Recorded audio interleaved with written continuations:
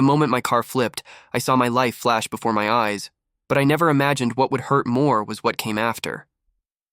While I lay paralyzed in that hospital bed, unable to move a single muscle, Leanna was already living with Rick, my wife, my best friend, together under one roof while I fought to breathe.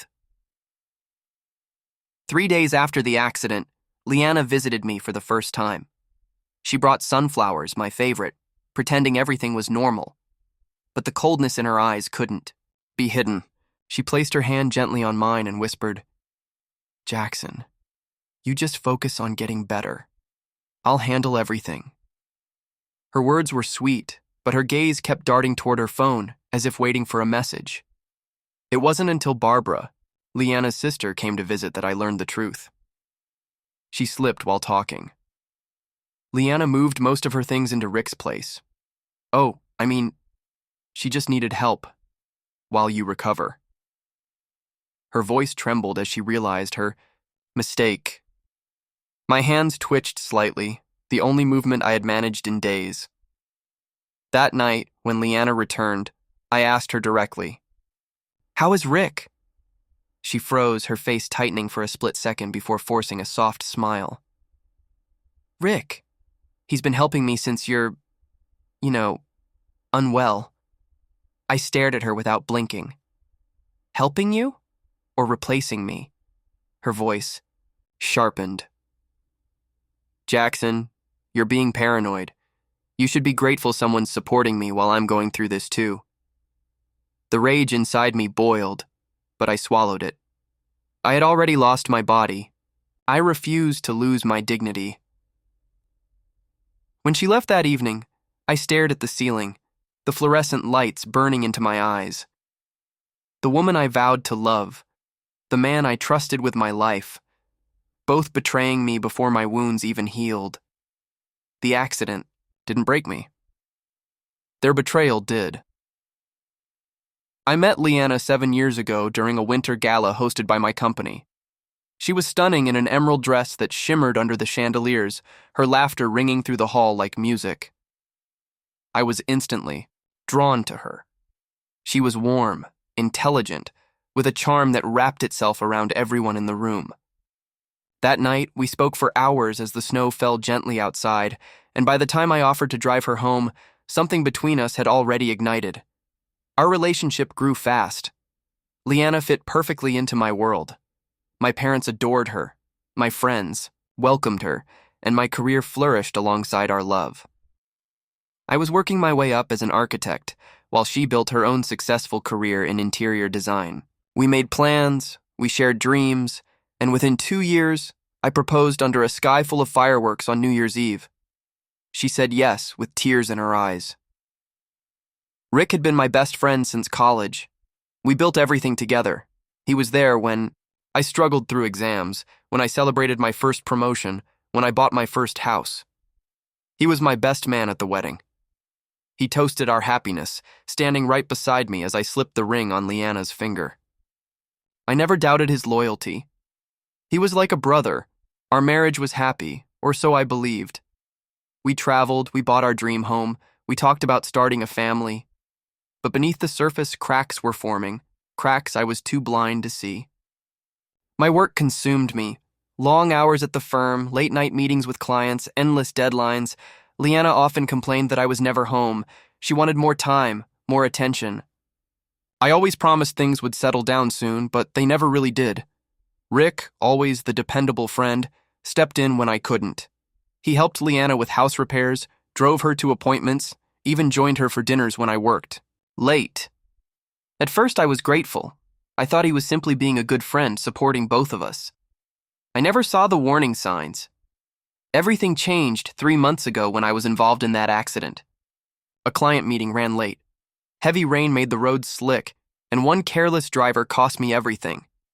My car skidded off the highway, flipped 3 times, and slammed into a concrete barrier. The impact crushed my spine.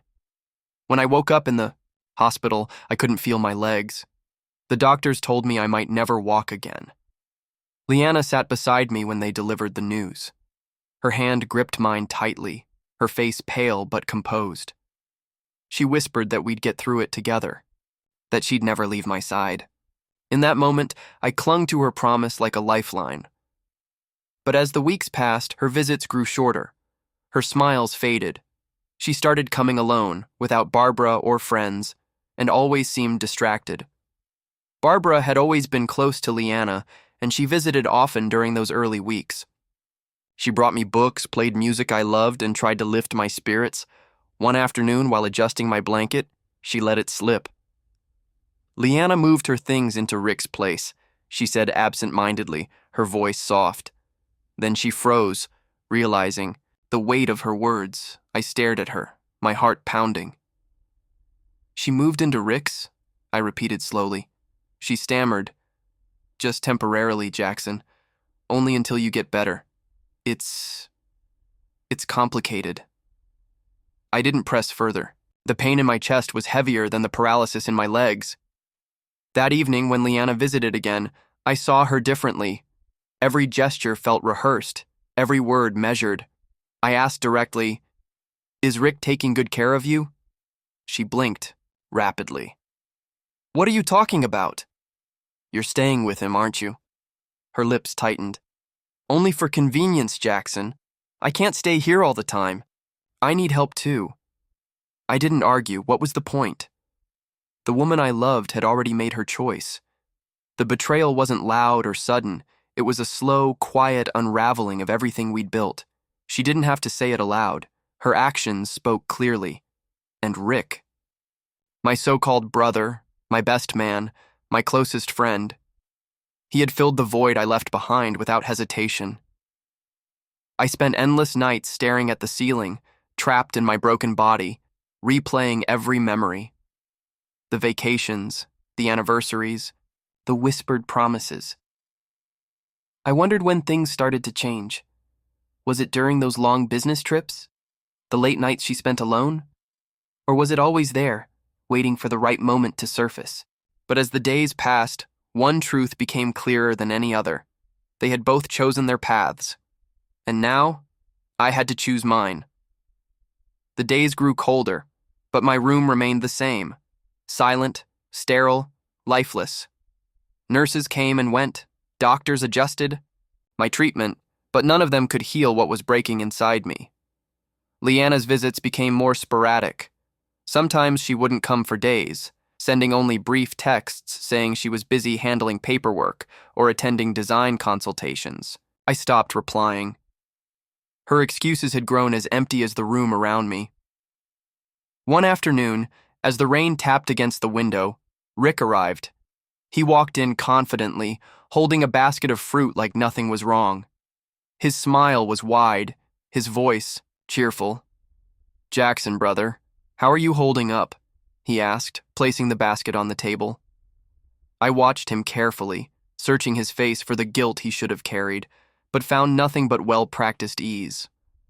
"I'm alive," I answered flatly. "That's the spirit," he laughed, pulling a chair closer to my bed. "Leanna sends her apologies. She got called away last minute."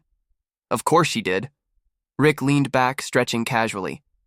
"The firm's still waiting for you, you know. Everyone misses your leadership, but you just focus on recovery. Everything else can wait." The hypocrisy dripped from every word, but I stayed silent. I wanted to hear what else he would say. After a pause, he added with false sympathy, "It must be hard. The doctors say you'll be here for months, but don't worry. We're all here for you. Leanna's doing everything she can." His words were polished, careful, but I saw the flicker in his eyes, the spark of possession when he said Leanna's name. The air between us thickened. I clenched my jaw, forcing my voice to stay calm. "Are you taking good care of her?" Rick blinked, caught off guard for a moment, but recovered quickly. "Of course, she's family. Family." That word twisted like a knife. Barbara visited again that evening. She avoided my eyes at first, busying herself with adjusting my pillows, but I wasn't going to let it slide. "How long has it been?" I asked softly. She froze, her fingers trembling slightly. "Jackson, please. It's complicated. I need the truth." Her voice cracked. Since the second week after the accident, she couldn't handle being alone. Rick offered to help. Help. Always that word. I looked at Barbara's tearful eyes and felt pity, not anger. She wasn't part of their betrayal. She was trapped between loyalty to her sister and the guilt she carried for knowing too much. You've always been honest with me, Barbara. Don't stop now, I said. She wiped her tears and nodded. They're close. Closer than they should be. The confirmation hit harder than the accident ever had. Not because I didn't suspect it, but because hearing it aloud made it real. Days turned into weeks. Leanna visited less, and when she did, she brought expensive gifts. A designer watch, rare imported teas, the newest tablet, all distractions meant to soothe her guilt rather than comfort me. I thought you'd enjoy this, she said one afternoon, placing a new e-reader in my lap. It'll help pass the time. I stared at the device, then at her. I'd rather have my wife here. Her smile faltered. Jackson, I'm doing my best. Are you? I asked, my voice steady but sharp. Or are you just doing your best for Rick? The mask slipped for a moment. She bit her lip, eyes darting to the door, as if fearing someone might overhear. You're imagining things, she whispered. You're frustrated. It's understandable. This situation is difficult. For both of us. For both of us? I repeated, my tone cold. I lost my legs, Leanna. You lost your patience. Her expression hardened. Do you think this is easy for me? I'm carrying this entire burden while you sit here and feel sorry for yourself. Paralyzed, venom in her words stung. I stayed silent, letting her anger expose itself. She stood abruptly. I need to go. Rick's waiting to discuss your medical bills.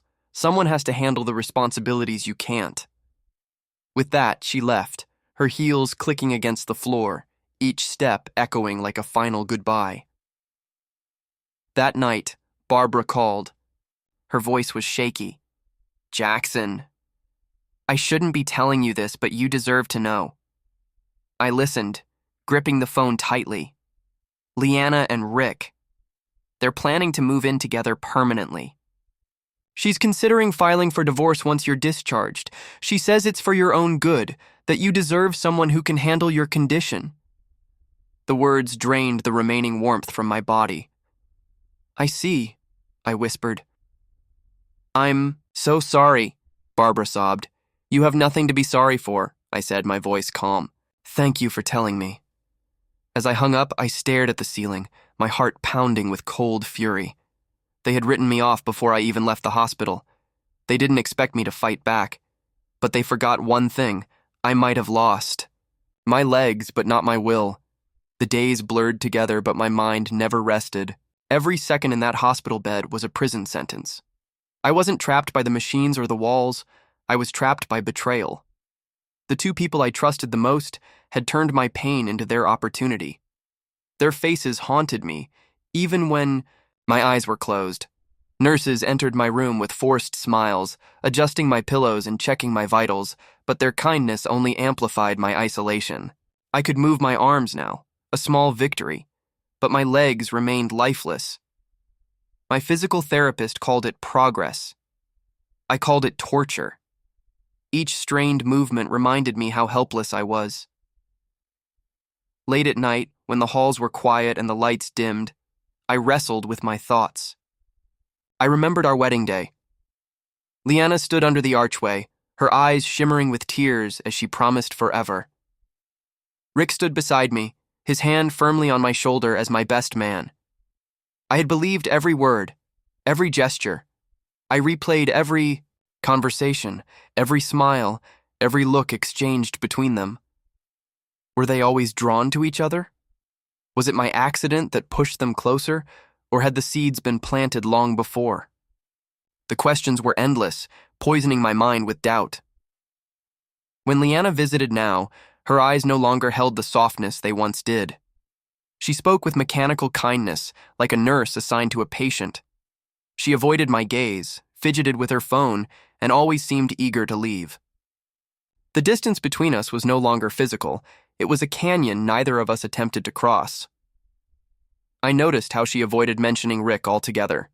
She spoke of appointments, finances, paperwork, but never about where she spent her nights.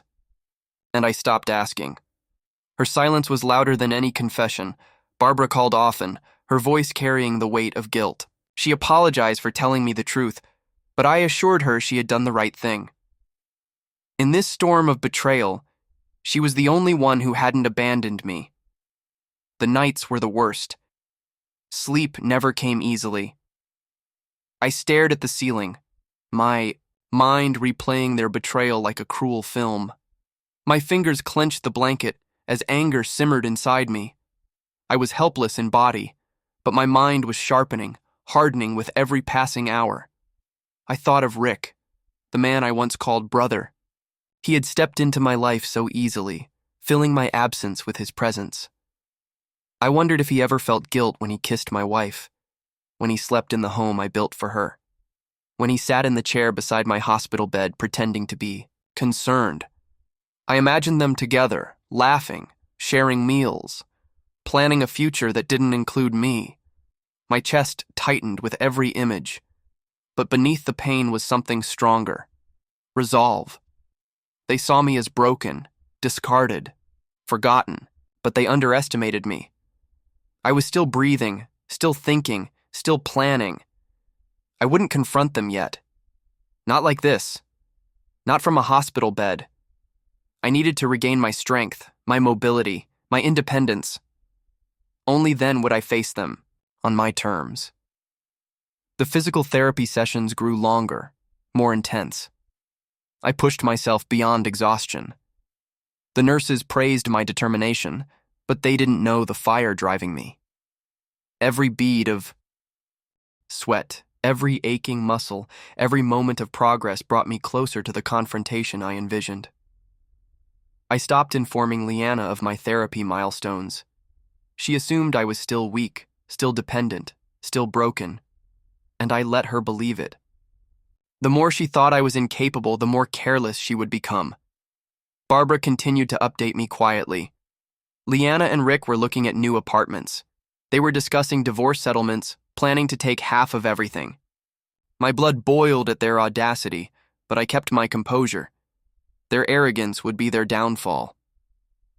The day finally came when I could stand with assistance. The therapists celebrated, but I barely reacted. My mind was focused on what came next. I wouldn't simply walk again. I would walk away from them entirely, on my own terms, with my dignity intact. Every time Leanna visited now, she noticed the shift in me. I no longer clung to her presence. I no longer reached for her hand or asked for her time. I answered her questions with short, detached replies. She sensed the distance but couldn't understand it. She was losing control, and it unsettled her. One afternoon, as she prepared to leave, she hesitated at the door. "Jackson," she said softly, "you've changed." I met her gaze, my voice calm. People change when they learn the truth. She flinched, her composure cracking for a brief second. Then she forced a smile and left without another word. The storm was approaching, and I was ready for it. 3 weeks after I first stood on my own, something unexpected happened.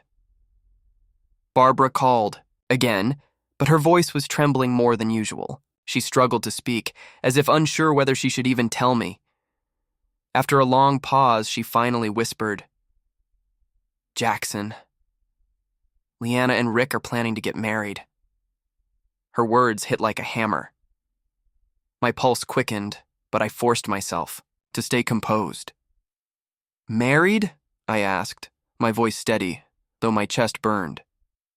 "Yes," Barbara replied, her voice cracking. "They want to move quickly. Rick proposed last night." For a moment, the world seemed to blur. I had barely finished, processing their betrayal, and now they were preparing to announce their engagement like I was already gone from existence. But beneath the pain, something shifted inside me. It wasn't shock anymore. It was focus. "Thank you for telling me," I said calmly. Barbara hesitated before adding, There's more. I closed my eyes, bracing myself. Go on. They plan to use your financial settlement from the accident to buy a house together. Leanna's already talking to lawyers about dividing the assets. A bitter laugh escaped my lips. They weren't just stealing my wife and my best friend. They were also preparing to take my hard-earned life's work. Every dollar I earned, every project I built, every sacrifice I made, they were packaging it as their foundation for a new beginning. That evening, Leanna visited. She entered the room wearing a soft smile, pretending everything was perfectly normal. She sat beside me and spoke with careful gentleness, as though handling a fragile object. "How are you feeling today?" she asked. "I'm progressing," I answered. "That's good," she nodded, her eyes scanning my face for any sign of suspicion. "The doctors say you'll be able to leave soon." I watched her, feeling the weight of everything Barbara had revealed. My voice remained calm, controlled. "Yes, I'll be discharged next week." She seemed slightly surprised by how quickly my recovery was advancing. Her facade slipped for a brief second, but she recovered instantly. "That's wonderful news. We can figure things out after you settle back home." I smiled faintly. "I'm sure we will." Her phone buzzed. She glanced at the screen and stood abruptly. "I have to go. I'm meeting Rick for dinner to discuss some legal paperwork. You understand?" Of course I understood. The entire game was unfolding in front of me. But what they didn't realize was that I wasn't their victim anymore. I was preparing my own move. The day of my discharge arrived. Barbara helped arrange my transportation. Leanna hadn't even offered. She was too busy planning her new life with Rick. But I didn't need her help anymore. As I left the hospital, I carried not only my recovery, but my resolve. At home, I found stacks of mail waiting for me, legal documents, financial statements, letters from lawyers. Leanna's divorce petition sat among them, cold and efficient. She had everything calculated. Property division, financial assets, my business shares, all listed with brutal precision. But what she didn't know was that I had already anticipated her every move. Long before the accident, I had quietly transferred most of my business shares to a trust managed by my parents. My personal savings were secured in a private account. Everything she thought she was entitled to was legally beyond her reach. They saw me as weak, but my strength was never in my legs. It was in my mind, and soon they would discover exactly how wrong they were. 2 days later, I received a call from Rick. He rarely reached out directly, which made this unexpected call even more curious. His voice was unnervingly casual, like nothing unusual had happened between us. "Jackson, hey, I heard you're finally home. That's great news, man." I remained silent, waiting for him to say what he really wanted to say. "Listen," he continued. "Leanna and I wanted to meet with you. You know, to settle everything peacefully. We don't want to drag this out legally if we can avoid it." I smiled faintly, even though he couldn't see me. "Of course. Let's meet." He sounded relieved. "Perfect. Tomorrow evening? Our place?" "Tomorrow's perfect," I replied. When I ended the call, I stared at the empty space in front of me. My mind wasn't racing anymore. There was no panic, no anger, no doubt. Everything was clear. The next evening, I arrived at Rick's penthouse. It was a luxurious place I knew well. It was purchased after my accident, partly with the money they both planned to drain from me. Barbara offered to come along, but I told her to stay back. This confrontation was mine to handle alone. Rick opened the door with a grin that barely hid his smugness. "Jackson, you're looking strong, man. Look at you, standing already. Incredible." Walked in without acknowledging his false enthusiasm. Leanna was sitting on the leather sofa, dressed elegantly, her hands neatly folded on her lap. She offered a tight smile that failed to reach her eyes. "I'm glad you both agreed to meet," she said softly. "It's important we approach this as mature adults." I took a seat directly across from them, my posture straight, my face calm. "Let's get to it. Rick cleared his throat and began, "We've had some discussions with our legal teams, and based on the circumstances, we believe a fair division of assets would allow you to retain your primary residence while Leanna and I take the vacation property, half of the liquid assets, and a portion of your business shares." The audacity in his voice was almost laughable, but I didn't interrupt. Leanna added, "We understand this. May feel sudden, but considering everything that's happened, we believe this is the most reasonable solution for everyone." I leaned forward slightly. "And what about the trust?" They both exchanged a brief glance, surprised that I brought it up. "The trust?" Rick repeated. "Yes, the one my parents control. You're aware that most of my business shares were transferred years ago, long before the accident." Rick's face twitched. Leanna's expression faltered, but she tried to recover quickly. "That trust was established before we married, but surely you understand that the growth in your company since then belongs solely to the trust," I interrupted, my tone sharp now. "You will receive nothing from it." The room grew tense. Rick attempted to maintain his composure. "Jackson, we're trying to be reasonable here." I met his eyes, steady and unblinking. "No, you're trying to rob me. You thought I was helpless, that you could take everything while I was lying in that hospital bed. But you both underestimated me." Leanna's voice rose slightly, cracking, under pressure. "We supported you during your recovery. I sacrificed so much." "You supported me?" My voice was cold steel now. "You moved into Rick's apartment 2 weeks after my accident. You started planning this long before you filed any paperwork." Her face flushed. "I was under tremendous stress. I needed support." "You didn't need support. You needed a replacement," I said firmly. "And you found one in Rick." Rick's mask finally slipped. His tone turned defensive, the smooth calmness gone. "Look, Jackson, this isn't personal. These things happen. People grow apart. No, Rick, friends don't sleep with each other's wives while one of them is fighting for his life. That's not growing apart, that's betrayal." The silence that followed was suffocating. Leanna's voice softened, almost pleading. "Jackson, you don't have to do this. We can still divide everything fairly. There's no need for ugliness." "There won't be ugliness," I said calmly, "because you're getting nothing beyond what the court allows. The prenup is airtight, and the trust is protected. You walked into this meeting thinking you held power, but you hold nothing." Her eyes welled with tears now. "How can you be so heartless? After everything we shared?" I stood up slowly. "You buried whatever we shared the moment you chose him." Rick's jaw clenched, but he stayed silent. For the first time, they both saw what I had become, a man no longer broken.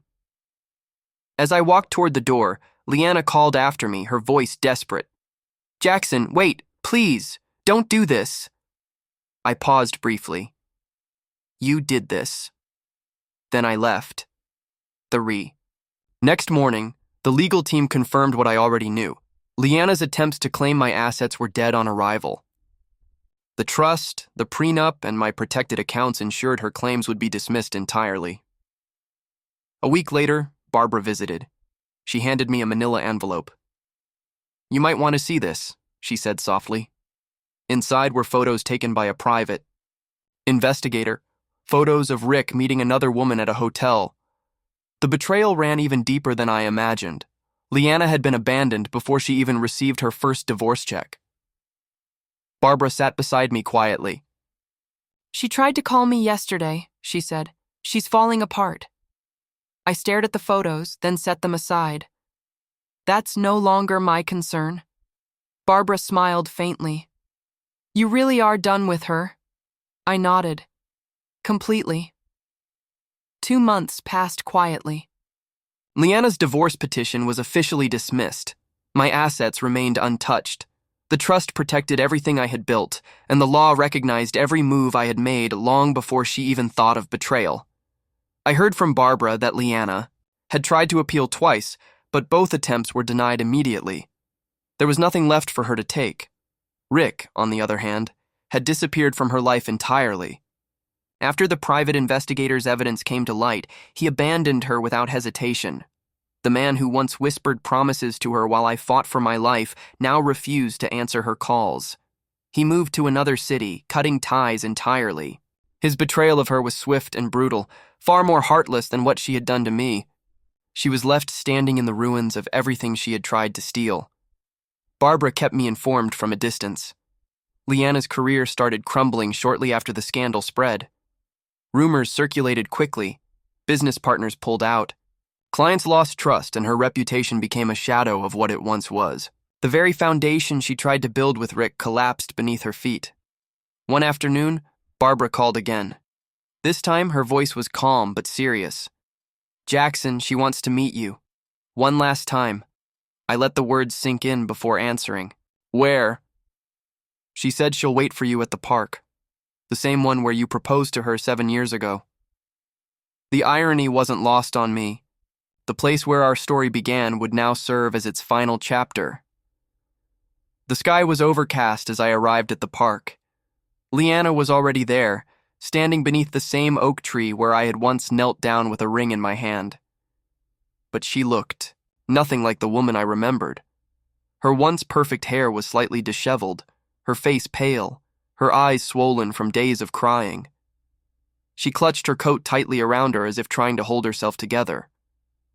When she saw me approaching, her lips trembled. "Jackson?" I stopped a few feet away, standing tall and composed. She searched my face for any sign of softness, any hint of the man who once adored her. But she found none. "I didn't think you would come," she whispered. "You asked for one last meeting. I came to give you that." Tears filled her eyes instantly. "I lost everything, Jackson. My career, my reputation. Rick is gone. Everyone turned their backs on me." I remained silent, letting her speak. Her voice cracked as she continued. "But losing you was the worst of all. I was selfish. I let my fear consume me after your accident. I convinced myself I couldn't handle it. I looked for comfort in Rick, because I was too weak to face reality. I thought I could rebuild something with him, but it was never love. Not like what we had." I watched her carefully, unmoved by her confession. "I know I don't deserve forgiveness," she sobbed. "But I had to see you one last time. I need you to know that I never stopped loving you. Not truly." For a brief moment, silence hung between us. I took a deep breath before answering, my voice calm but firm. "Leanna, you're not here because you love me. You're here because you lost everything. You never fought for me when I needed you most. You abandoned me when I was broken. You didn't make a mistake. You made a choice." Her tears streamed freely now. "Please, Jackson. I'll do anything to fix this. I'm not asking for your love. Just your forgiveness." I shook my head slowly. "Forgiveness is earned long before apologies are made. You chose Rick over me while I was paralyzed in a hospital bed. You schemed to take my future, my business, my home. And when that failed, you only returned because you had nowhere else to go." She fell to her knees, sobbing uncontrollably. "I was wrong. I was wrong." I stood motionless, watching the woman who once stood at my side, now completely undone. Finally, I spoke softly, my voice cutting through her cries like a blade. "You wanted my forgiveness, but I owe you nothing. The man you loved no longer exists. The life you tried to steal is thriving without you. I am free, and you are nothing but a painful memory." As she wept on the ground, I turned away. I didn't need to see her face any longer. I had carried her betrayal long enough. Today, I laid it down for good. Walking back to my car, I saw Barbara waiting nearby. She had stayed at a distance, watching everything unfold. As I approached, she smiled gently. "It's finally over," she said. I nodded. "Yes, completely." Barbara looked at me with warmth in her eyes. "You deserve to be happy now, Jackson." I looked toward the horizon where the sun was finally breaking through the clouds. I planned to be. In the months that followed, I continued rebuilding my life. My company flourished, stronger than ever. I traveled again, something I once feared. I'd never do. The weight of betrayal no longer haunted me. Barbara remained by my side, her quiet strength becoming my greatest support. Our friendship grew deeper with each passing day, built on honesty and loyalty, everything my past relationship lacked. One evening, as we sat on the balcony watching the sunset, she gently took my hand. "You know," she whispered, "sometimes life has a way of bringing the right people together after the wrong ones fall apart." I turned to her, smiling for the first time in a long while without any heaviness in my chest. "Yes," I said, "and this time I won't take it for granted." The storm had passed. The betrayal was behind me, and in its place, I found peace, strength, and something I never expected: hope. This was my closure, my ultimate revenge. Was not anger, not destruction. It was healing, success, and happiness she could never reach again.